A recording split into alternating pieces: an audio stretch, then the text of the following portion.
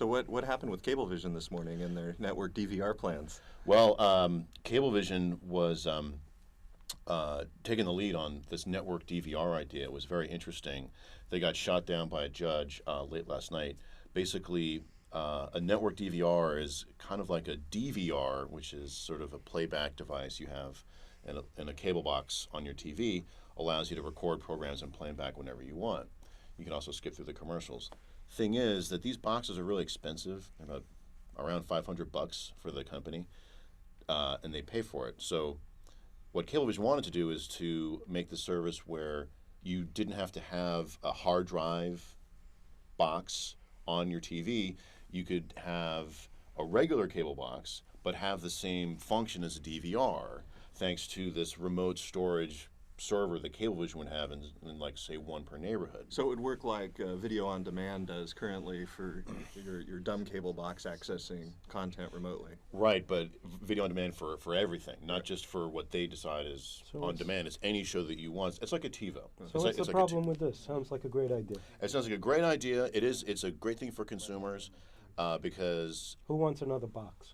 Well, exactly, and it's not going to cost anything more for the consumer. This would have been all positive because it would be very easy for the cable guys to roll out this kind of TiVo-like service to basically anybody.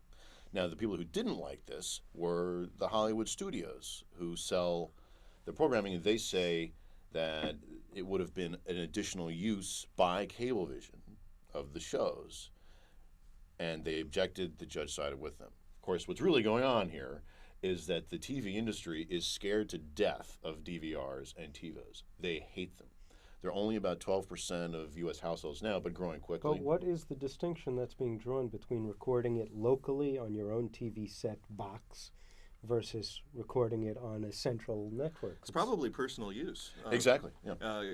When you're recording it on your TiVo at home, it's for your own personal use, whereas these network DVRs, the content's being recorded by a corporation that is theoretically, is obviously charging its customers for access to it. Sounds to me like a distinction without meaning. Well, it's this was a very, very interesting legal question: is is this an additional use or not, and who's making the choice? The Supreme Court in 1984 cleared Sony of any copyright infringement in the Betamax case is what it's called. They said Sony was not at fault for any individual who recorded programming on their own Betamax at home and played it back. They said it was personal use. Cablevision says the same thing applies here because the customer is in charge of manipulating the content. They say just like Betamax.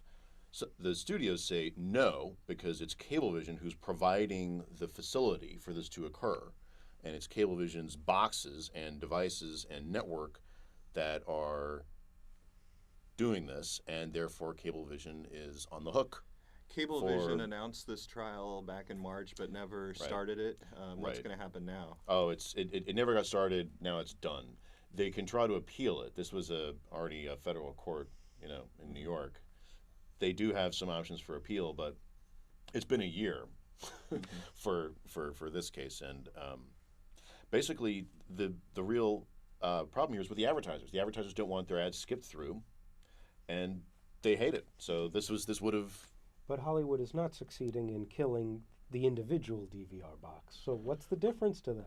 This case, they had a legal challenge, and they went with it. They can't stop the regular DVRs. Maybe they could stop the network DVRs. And the regular DVRs are pricier, as said. And this obviously would have opened the floodgates and would have raised the penetration rate for DVRs quickly. They can continue to keep their finger in the dike as long as they want. It'll come through.